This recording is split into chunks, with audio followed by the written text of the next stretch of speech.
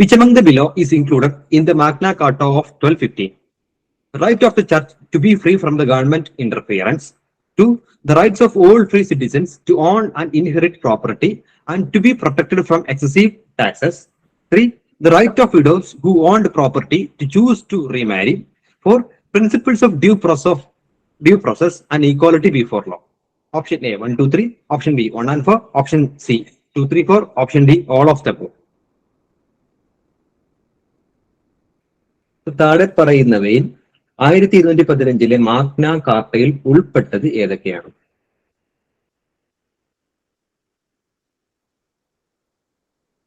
World ഹിസ്റ്ററിയിൽ ഏറ്റവും പ്രധാനപ്പെട്ട ഒരു ഡോക്യുമെന്റ് ആണ് Magna Carta.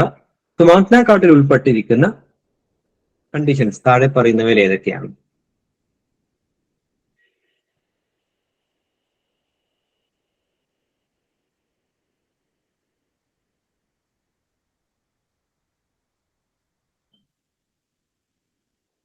Okay fine. AD 1215 Magna കാർട്ടയിൽ ഇംഗ്ലണ്ടിലെ രാജാവായിരുന്ന കിങ് ജോൺ രണ്ടാമൻ ഒപ്പുവെക്കുന്നത്. ലോകത്തിൽ ആദ്യമായി അംഗീകരിക്കപ്പെട്ട മനുഷ്യാവകാശ രേഖയാണ് മാഗ്ന കാർട്ട. അതായത് 1215 ഇംഗ്ലണ്ടിലെ രാജാവായ കിങ് ജോൺ രണ്ടാമനെ കൊണ്ട് റണ്ണീമീഡ് എന്ന് പറയുന്ന സ്ഥലത്ത് വെച്ചിട്ട് ഇംഗ്ലണ്ടിലെ ജനത നിർബന്ധിപ്പിച്ച് ഒപ്പിടിയിപ്പിക്കപ്പെട്ട ലോകത്തിൽ ആദ്യത്തെ മനുഷ്യാവകാശ രേഖയാണ് മാഗ്ന കാർട്ട. ഈ മാഗ്ന കാർട്ടിൽ ധാരാളം കണ്ടീഷൻസ് ഉണ്ടെങ്കിലും ഇപ്പോഴും പ്രാധാന്യമുള്ള 4 പ്രധാനപ്പെട്ട പ്രിൻസിപ്പിൾസ് ആണ്. ഒന്ന്, right of the church to be free from the government interference. ചർച്ചിനെ അഥവാ മതവിശ്വാസത്തെ എന്താക്കണം? ഗവൺമെന്റ് ഇന്റർഫിയറൻസിൽ നിന്ന് മോചിപ്പിക്കണം. അതേപോലെ തന്നെ പൗരന്മാരെ എക്സസീവായിട്ട് ടാക്സിൽ നിന്ന് സംരക്ഷിക്കണം. പൗരന്മാർക്ക് സ്വത്ത് ആർജിക്കാനുള്ള അവകാശം കൊടുത്തിരിക്കണം. അതേപോലെ തന്നെ വിഡോ ആയിട്ടുള്ള സ്ത്രീകൾക്ക് പ്രോപ്പർട്ടി ഓൺ ചെയ്യാനും അതേപോലെ റീമാരേജിനുള്ള അവകാശം കൊടുത്തിരിക്കണം. അതേപോലെ തന്നെ ഡ്യൂ പ്രോസസ് ഓഫ് ലോയും ഈക്വാലിറ്റി ബിഫോർ ലോയും എന്താക്കണം? നടപ്പിലാക്കണം. അപ്പൊ ഈ 4 അവകാശങ്ങൾ ഇവിടെ പ്രതിപാദിക്കുന്നുണ്ട്. 1215 മാഗ്ന കാർട്ടയിൽ പ്രതിപാദിക്കുന്നുണ്ട്. Option D all of the above ആണ് കറക്റ്റ് ആൻസർ. ഓക്കെ അല്ലേ? മുന്നോട്ട് പോവാം. അടുത്ത question. Choose the correct pairs with respect to American war of independence. Navigation act 6051, sugar act 7064, stamp act 7065, tea act 7073. Option A 1 and 2, option B 2, 3, 4, option C all of the above, option D 1 and 3.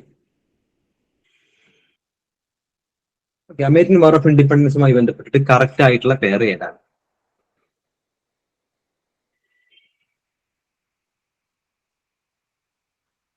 Okay, navigation act പാസ്സായത്, അതായത് American കോളനികളിൽ മാതൃ country ആയിട്ടുള്ള Britain നടപ്പിലാക്കിയ സാമ്പത്തിക നയത്തിന്റെ പേരാണ് മെർക്കന്റലിസ്റ്റ് policy.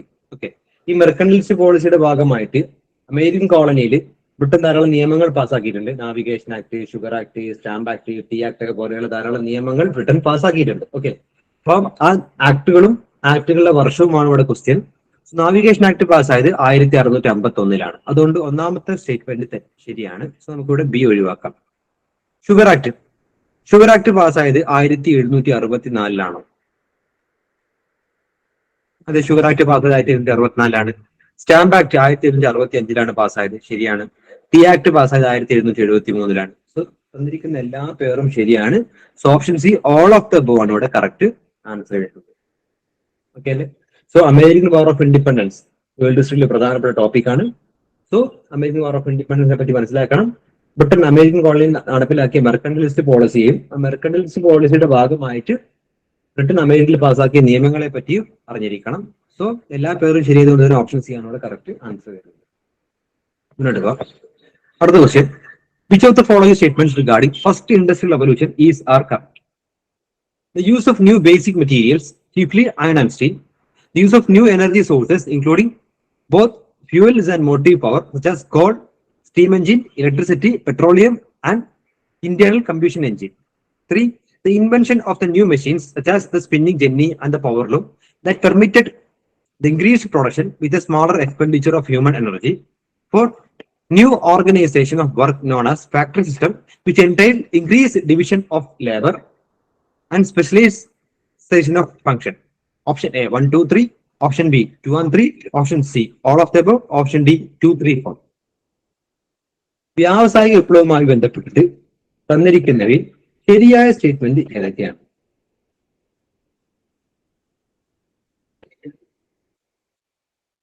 ഇവിടെ പരിപൂർണമായിട്ടും ശരി, പരിപൂർണമായിട്ടും തെറ്റ് എന്ന് ഉറപ്പുള്ള ഏതൊരു സ്റ്റേറ്റ്മെന്റ് ഉണ്ടോ? ഒന്നാമത്തെ സ്റ്റേറ്റ്മെന്റ്, ഈ വ്യവസായവൽക്കരണത്തിന്റെ കാലഘട്ടം, ഒന്നാം വ്യാവസായിക വിപ്ലവത്തിന്റെ കാലഘട്ടം എന്ന് പറയുന്നത് ഏകദേശം AD 1750-കൾക്കും 1850-നും ഇടയിലാണ്. ഓക്കെ, ഏകദേശം 200 വർഷ കാലഘട്ടമാണ് വ്യാവസായിക വിപ്ലവത്തിന്റെ കാലഘട്ടം. ഈ കാലഘട്ടത്തിൽ അയണും സ്റ്റീലും വ്യാപകമായിട്ട് ഉപയോഗിച്ചിട്ടുണ്ട്. ശരിയാണ്, ഒന്നാമത്തെ സ്റ്റേറ്റ്മെന്റ് ശരിയാണ്. രണ്ടാമത്തെ സ്റ്റേറ്റ്മെന്റും ശരിയാണ്. ഓക്കെ, ധാരാളം ഫ്യൂൽസുകളൊക്കെ ഉപയോഗിച്ചിട്ടുണ്ട്. സോ ആ സ്റ്റേറ്റ്മെന്റും ശരിയാണ്. അതേപോലെ തന്നെ ന്യൂ മെഷീൻസ്, ഈ വ്യാവസായ വിപ്ലവത്തിന്റെ കാലഘട്ടത്തിൽ ധാരാളം മെഷീൻസുകളെ കണ്ടുപിടിച്ചിട്ടുണ്ട്. For example spinning jenny, power loom ഒക്കെ പോലെയുള്ള ധാരാളം മെഷീൻസുകൾ കണ്ടുപിടിച്ചിട്ടുണ്ട്.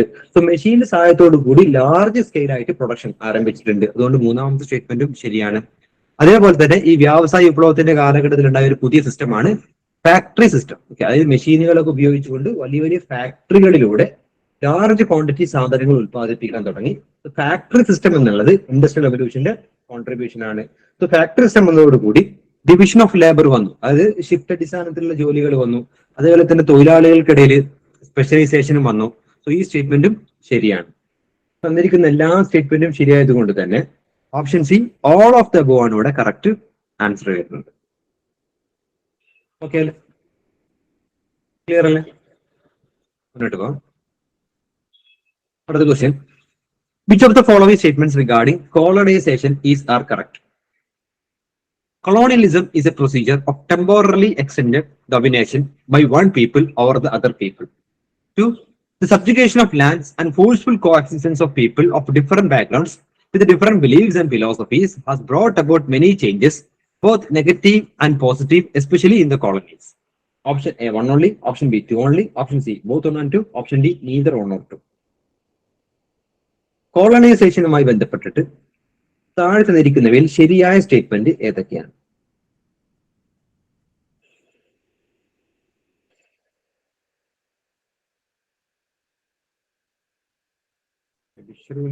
Option C. ഓക്കെ, നമുക്കറിയാം കോളനൈസേഷൻ അഥവാ കോളനി വൽക്കരണം എന്ന് പറഞ്ഞു കഴിഞ്ഞാൽ ഒരു കൺട്രി മറ്റൊരു കൺട്രി എന്താക്കുക, തങ്ങളുടെ കോളനിയാക്കി മാറ്റുക. ഒരു പ്രത്യേക പറയുന്ന പേരാണ് കോളനൈസേഷൻ. ഫോർ എക്സാമ്പിൾ ഇന്ത്യൻ ബ്രിട്ടന്റെ കോളനി ആയിരുന്നു. ഓക്കെ, അപ്പൊ കൊളോണിയലിസം എന്ന് പറഞ്ഞു കഴിഞ്ഞാൽ എന്താണ്? ഒരു ജനത മറ്റൊരു ജനതയുടെ മേലിൽ താൽക്കാലികമായിട്ട് കൊണ്ടുവരുന്ന ആ ഒരു ഡൊമിനേഷന് പറയുന്ന പേരാണ് കൊളോണിയലിസം. ശരിയാണ് അല്ലെ? ബ്രിട്ടൻ ഇന്ത്യയുടെ മേലിൽ എന്ത് സ്ഥാപിച്ചു? പിന്നെ കൊളോണിയലിസം സ്ഥാപിച്ചു. അപ്പൊ ഒരു ജനത മറ്റൊരു ജനതയുടെ മേലിൽ എന്താണ് ടെമ്പോററിലി സ്ഥാപിക്കപ്പെടുന്ന ഡൊമിനേഷന് പറയുന്ന പേരാണ് കൊളോണിയലിസം. ഒന്നാമത്തെ സ്റ്റേറ്റ്മെന്റ് ശരിയാണ്. അത് രണ്ടാമത്തെ സ്റ്റേറ്റ്മെന്റ് ശരിയാണ്. ഈ ഒരു കൊളോണിയലിസത്തിന്റെ പ്രത്യേകത എന്താ? ഒന്ന്, subjugation of lands and forceful coexistence of people of different backgrounds. അല്ലെ, ഡിഫറെന്റ് ബാക്ക്ഗ്രൗണ്ടിലുള്ള ജനത എന്താക്കുന്നു? ഒന്നിച്ച് താമസിക്കുന്നു. ലാൻഡ് അതിനനുസരിച്ച് എന്ത് ചെയ്യുന്നു? കൈകാര്യം ചെയ്യുന്നു.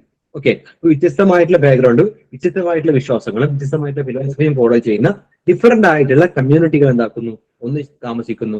ഇത് കോളനികളിൽ പോസിറ്റീവ് ആയിട്ടുള്ളതും നെഗറ്റീവ് ആയിട്ടുള്ളതുമായിട്ടുള്ള ചേഞ്ചസുകൾ കൊണ്ടുവരും. ഫോർ എക്സാമ്പിൾ ഇന്ത്യയിൽ ബ്രിട്ടീഷുകാർ വന്ന സമയത്ത് ബ്രിട്ടീഷുകാർ വന്നതുകൊണ്ടാണ് അവരുടെ ആധുനിക വിദ്യാഭ്യാസം ആരംഭിച്ചത്. ഈ ആധുനിക വിദ്യാഭ്യാസത്തിന്റെ ഫലമായിട്ടാണ് ഇന്ത്യയിൽ നവോത്ഥാനം, റിഫോർമേഷൻ ഒക്കെ സംഭവിക്കുന്നത്. രാജാറാം മോഹൻ റോയുടെ ഒക്കെ നവോത്ഥാന പ്രവർത്തനങ്ങളൊക്കെ ബ്രിട്ടീഷുകാരുടെ വരവ് മൂലം ഉണ്ടായ മാറ്റങ്ങളാണ്. അങ്ങനെ സമൂഹത്തിൽ പ്രോഗ്രസീവ് ആയിട്ടുള്ള പലതും ഉണ്ടായിട്ടുണ്ട്. സോ പോസിറ്റീവ് ആയിട്ടുള്ളതും അതേപോലെ നെഗറ്റീവ് ആയിട്ടുള്ളതുമായിട്ടുള്ള പല ചേഞ്ചസുകളും ഈ കോളനൈസേഷൻ മൂലം ഉണ്ടായിട്ടുണ്ട്. സോ ഒന്നും രണ്ടും ശരിയാണ്. So option C both 1 and 2 ആണ് ഇവിടെ കറക്റ്റ് ആൻസർ വരുന്നത്. That's all. മുന്നോട്ട് പോകാം. അടുത്ത്, consider the following statement regarding world war first. ഒന്നാം ലോക മഹായുദ്ധവുമായി ബന്ധപ്പെട്ടിട്ട് ശരിയായ സ്റ്റേറ്റ്മെന്റ് ഏതൊക്കെയാണ്? The war in Europe began in September 1939 when Germany invaded Poland. 2. A denazification program in Germany led to the prosecution of Nazi war criminals in the Nuremberg trials.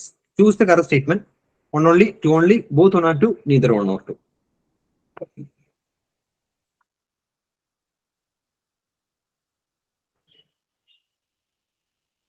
So ഒന്നാം ലോകമായുധവുമായി ബന്ധപ്പെട്ടിട്ട് ശരിയായ statement. ഇവിടെ പരിപൂർണമായിട്ടും ശരി, പരിപൂർണമായിട്ടും തെറ്റ് എന്ന് ഉറപ്പുള്ള ഏതെങ്കിലും സ്റ്റേറ്റ്മെന്റ് ഉണ്ടോ?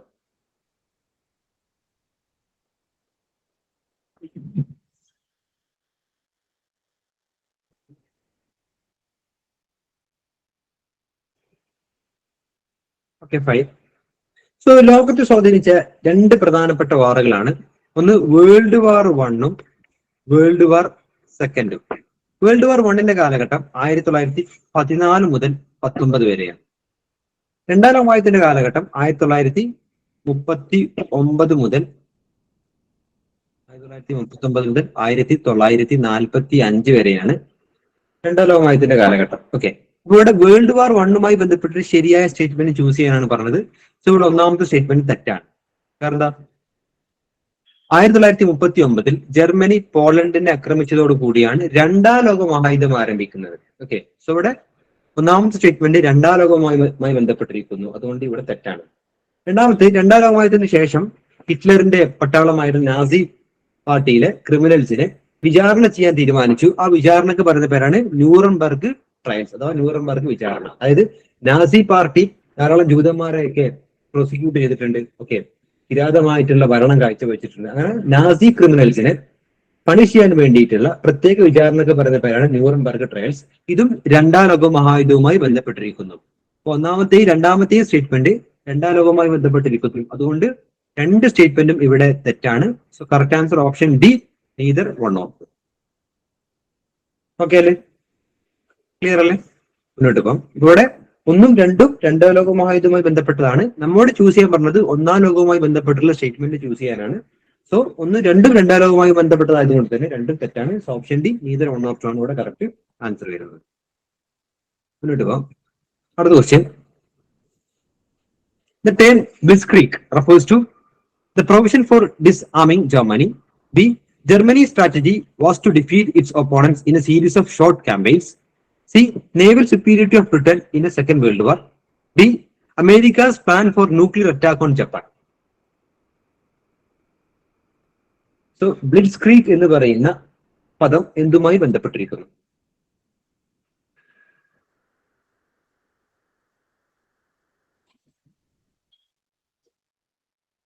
Okay, fine. ഇവിടെ കറക്റ്റ് ആൻസർ വരുന്നത് ഓപ്ഷൻ ബി ആണ്.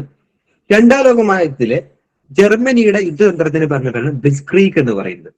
അതായത് ജർമ്മനി ഒരു രാജ്യത്തെ അറ്റാക്ക് ചെയ്യാൻ പ്ലാൻ ചെയ്ത് കഴിഞ്ഞാൽ, സപ്പോസ് ഇത് ജർമ്മനിയാണ്, ജർമ്മനി വേറെ രാജ്യത്തെ അറ്റാക്ക് ചെയ്യാൻ പ്ലാൻ ഇട്ട് കഴിഞ്ഞാല് ജർമ്മനിയുടെ തന്ത്രം എന്ന് പറയുന്നത് ചുരുങ്ങിയ സമയം കൊണ്ട്, വളരെ ചുരുങ്ങിയ സമയം കൊണ്ട് മാക്സിമം സൈനികരെയും മാക്സിമം സൈനിക ആയുധങ്ങളും ഉപയോഗിച്ചുകൊണ്ട് ശത്രുവിനെ നിരന്തരം ആക്രമിച്ചുകൊണ്ടിരിക്കുക. അതായത് ചുരുങ്ങിയ സമയത്തിനുള്ളിൽ ചെറിയൊരു സമയം കൊണ്ട് മാക്സിമം എന്ത് ചെയ്യുക? ശത്രുവിനെ അറ്റാക്ക് ചെയ്യുക. അതായത് ഉള്ള സൈനിക ബലവും ആയുധങ്ങളും ഉപയോഗിച്ചുകൊണ്ട് ചുരുങ്ങിയ സമയം കൊണ്ട് മാക്സിമം എന്താക്കുക? എതിരാളികളെ എന്താക്കുക? വീഴ്ത്താൻ ശ്രമിക്കുക. ആ ഒരു തന്ത്രമാണ് ജർമ്മനിയുടെ യുദ്ധതന്ത്രം. അപ്പം ചെറിയ സമയം കൊണ്ട് 1, 2, 3 ദിവസം കൊണ്ട് ചെറിയ സമയത്തിനുള്ളിൽ മാക്സിമം ഫോഴ്സ് ഉപയോഗിച്ചുകൊണ്ട് എന്താക്കുക? ശത്രുവിനെ മലർത്തി അടിക്കുക എന്നുള്ള തന്ത്രമാണ് രണ്ടാം ലോക മഹായുദ്ധത്തിൽ ഹിറ്റ്ലർ ആവിഷ്കരിച്ചത്. സോ ആ യുദ്ധതന്ത്രത്തിന് പറഞ്ഞ പേരാണ് ബ്ലിറ്റ്സ്ക്രീഗ്. മനസ്സിലായല്ലോ? സോ ഓപ്ഷൻ ബി ആണ് ഇവിടെ കറക്റ്റ് ആൻസർ വരുന്നത്. മുന്നോട്ട് പോലെ ക്ലിയർ ആയാലും അടുത്ത് December 17. Which among the below is our correct regarding decolonization? Decolonization is a historical process when a nation seeks independence from foreign rule. 2. Decolonization is driven by the people's desire for self-determination and is an anti-colonial philosophy aimed at national progress and preserving cultural values. 3. Decolonization adopts a peaceful and independent policy and bolstering of liberal parties. Option A 1, 2, 3. Option B 1 and 2. Option C 2 and 3. Option D 2 only. ഡീകോളനൈസേഷനുമായി ബന്ധപ്പെട്ടിട്ട് ശരിയായ statement താഴെ പറയുന്നവയിൽ ഏതൊക്കെയാണ്? Okay, fine. നമ്മൾ നേരത്തെ കോളനൈസേഷനെ പറ്റി പറഞ്ഞു, colony വൽക്കരണത്തെ പറ്റി പറഞ്ഞു. അതിന് നേരെ ഓപ്പോസിറ്റ് ആണ് ഡീകോളനൈസേഷൻ. ഓക്കെ, കോളനൈസേഷൻ ഉണ്ടെങ്കിൽ ഡീകോളനൈസേഷനും ഉണ്ടാവും. അതെ, ഈ കോളനികളിൽ നിന്നും രാജ്യങ്ങൾ എന്താക്കും? സ്വതന്ത്രം പ്രാപിക്കും. സോ ഡീകോളനൈസേഷനുമായി ബന്ധപ്പെട്ടിട്ട് ഒന്നാമത്തെ സ്റ്റേറ്റ്മെന്റ് ശരിയാണ്, അല്ലെ? എന്താണ്? സോ ഫോറിൻ റൂളിൽ നിന്നും സ്വതന്ത്രം പ്രാപിക്കാൻ വേണ്ടിയുള്ള രാജ്യങ്ങളുടെ ആ ഒരു ഹിസ്റ്റോറിക്കൽ പ്രോസസ്സിന് പറയുന്ന പേരാണ് ഡീകോളനൈസേഷൻ. ശരിയാണ്. ഒന്നാമത്തെ സ്റ്റേറ്റ്മെന്റ് ശരിയായത് കൊണ്ട് നമുക്ക് സി ഒഴിവാക്കാം, ഡി ഒഴിവാക്കാം. ഓക്കെ. ഇനി ഒന്നിന് രണ്ടിന് കോമൺ ആയിട്ട് രണ്ടുണ്ട്, അതുകൊണ്ട് രണ്ടെന്തായാലും ശരിയാണ്. ഈ ഡീകോളനൈസേഷന്റെ പ്രധാനപ്പെട്ട മോട്ടീവ് എന്ന് പറയുന്നത് ജനങ്ങൾക്ക് സ്വയംഭരണം വേണം, അല്ലെ? കോളനി പോലെയുള്ള ഇന്ത്യ പോലുള്ള രാജ്യങ്ങൾക്ക് സ്വയംഭരണം വേണം. അതേപോലെ തന്നെ കൊളോണിയൽ വിരുദ്ധമായിട്ടുള്ള ഫിലോസഫിയുടെ അടിസ്ഥാനത്തിൽ നമ്മുടെ കൾച്ചറൽ വാല്യൂസും അതേപോലെ ദേശീയ പുരോഗതിയൊക്കെ ഉറപ്പുവരുത്താൻ വേണ്ടിയുള്ള പ്രോസസ് കൂടിയാണ് ഡീകോളനൈസേഷൻ. അതുകൊണ്ട് രണ്ടാമത്തെ സ്റ്റേറ്റ്മെന്റും ശരിയാണ്. ദെൻ മൂന്നാമത്തെ സ്റ്റേറ്റ്മെന്റ് അതും ശരിയാണ്. സോ ഡീകോളനൈസേഷൻ പ്രധാനമായിട്ടും പീസ്ഫുൾ ആൻഡ് ഇൻഡിപെൻഡന്റ് പോളിസീസ്, അതായത് ഈ കോളനി മുക്തമാക്കപ്പെട്ട രാജ്യങ്ങൾ, ഫോർ എക്സാമ്പിൾ ഇന്ത്യ പോലുള്ള രാജ്യങ്ങൾ പിന്നീട് സ്വാതന്ത്ര്യത്തിന് ശേഷം സമാധാനപൂർണ്ണപരമായിട്ടുള്ള ഇൻഡിപെൻഡന്റ് പോളിസികളാണ് സ്വീകരിച്ചിട്ടുള്ളത്. അതേപോലെ പ്രധാനമായും കോൺഗ്രസിനൊക്കെ പോലെയുള്ള ലിബറൽ പാർട്ടീസ് ആണ് പ്രധാനമായിട്ടും ഈ സ്വാതന്ത്ര്യ സമരത്തിനൊക്കെ നേതൃത്വം കൊടുത്തത്. സോ മൂന്നാമത്തെ സ്റ്റേറ്റ്മെന്റും ശരിയാണ്. സോ ലിബറൽ പാർട്ടീസിന്റെ ഒരു അതിപ്രസരം നമുക്ക് കാണാൻ പറ്റും. അതേപോലെ ഇത്തരത്തിൽ ലിബറൽ പാർട്ടീസ് എല്ലാം ചേർന്നുകൊണ്ടുള്ള ഒരു പീസ്ഫുൾ ആൻഡ് ഇൻഡിപെൻഡന്റ് പോളിസി ഈ ഡീകോളനൈസേഷൻ കൺട്രീസ് സ്വീകരിച്ചിട്ടുണ്ട്. സോ ഡീകോളനൈസേഷനുമായി ബന്ധപ്പെട്ടിട്ട് 1, 2, 3 ഇവിടെ ശരിയാണ്. സോ ഓപ്ഷൻ എ 1, 2, 3 ആണ് കറക്റ്റ് ആൻസർ വരുന്നത്. ഓക്കെ, ക്ലിയർ അല്ലേ? മുന്നോട്ട് പോവാം. അടുത്ത് 18ാമത്തെ question. Which among the below is included in the Congress of Vienna? The German Confederacy of 39 states was not disturbed. The Netherlands included Belgium and Genoa was given to Piedmont. C. Northern parts of Italy were placed under the control of Austria. D. Russia gained control over Poland and Saxony came under Prussia. Option A 1, 2, 3. Option B 2, 3, 4. Option C all of the above. Option D 1, 2, 4. Congress of വിയന്നയുമായി ബന്ധപ്പെട്ടിട്ട് താഴെ തന്നിരിക്കുന്നതിൽ ശരിയായ statement ഏതൊക്കെയാണ്? ഈ ഒരു question പ്രധാനമായിട്ട് വന്നത് റീഡ്രോവൽ of national boundaries എന്ന് പറയുന്ന ഭാഗത്തു നിന്നാണ്. സോ കോൺഗ്രസ് ഓഫ് വിയന്നയുമായി ബന്ധപ്പെട്ടിട്ട് അല്ലെങ്കിൽ കോൺഗ്രസ് ഓഫ് വിയന്നയിൽ ഉൾപ്പെട്ടിരിക്കുന്ന പ്രധാനപ്പെട്ട കണ്ടീഷൻസ് താഴെ തന്നിരിക്കുന്നവയിൽ ഏതൊക്കെയാണ്?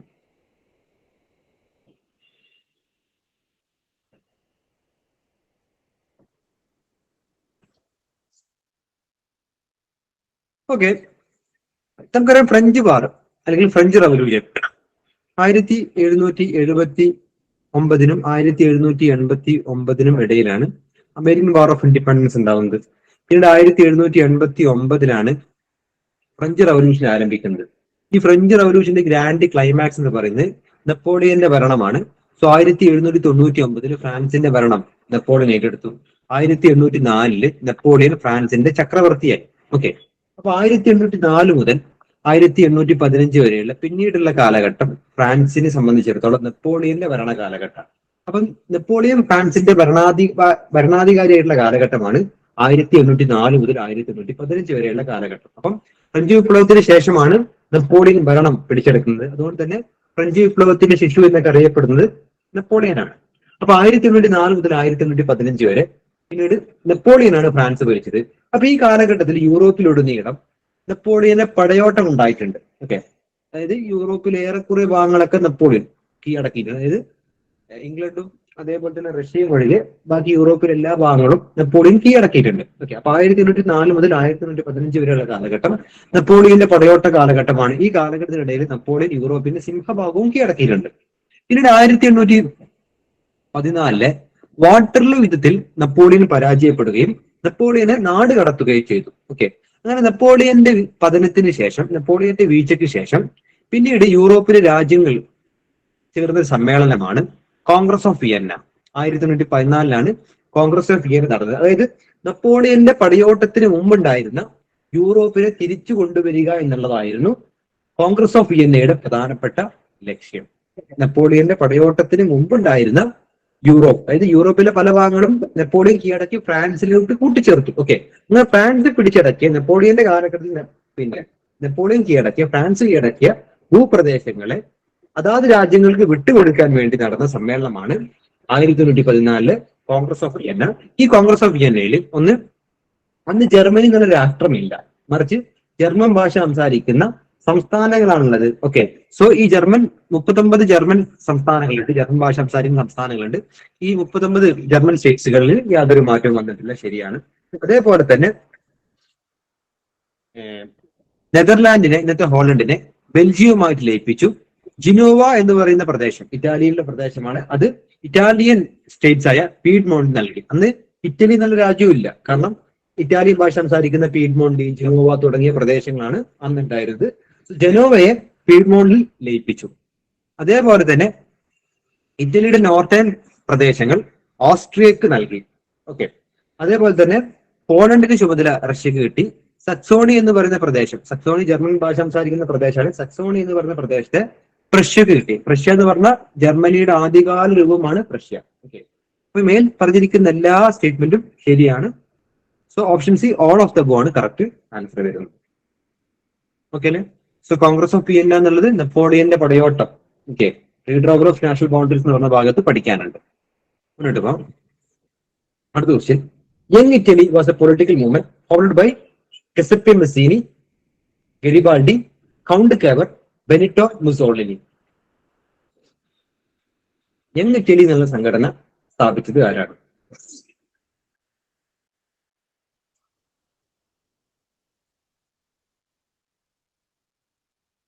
So redrawal of national boundaries എന്ന് പറയുന്ന ഭാഗത്ത് നിന്ന് വന്ന അടുത്ത ഒരു പ്രധാനപ്പെട്ട ടോപ്പിക്കാണ്.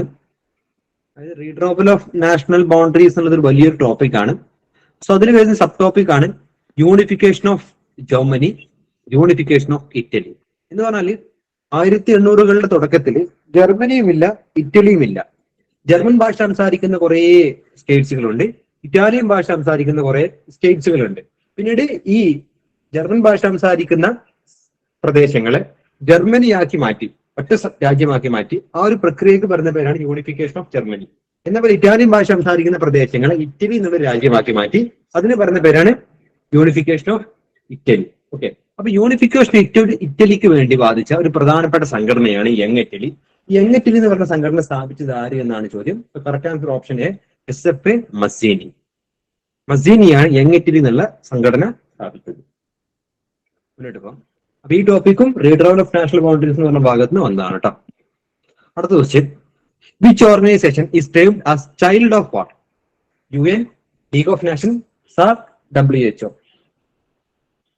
ചൈൽഡ് ഓഫ് വാർ എന്ന് പറയുന്ന സംഘടന ഏതാണ്? Child of war. ഇവിടെ കറക്റ്റ് ആൻസർ വരുന്നത് option B, League of Nation ആണ് കേട്ടോ. 1919 ഒന്നാം ലോക മഹായുദ്ധം അവസാനിച്ചു. 1914 മുതൽ 1919 വരെയാണ് ഒന്നാം ലോക മഹായുദ്ധം ഉണ്ടായത്.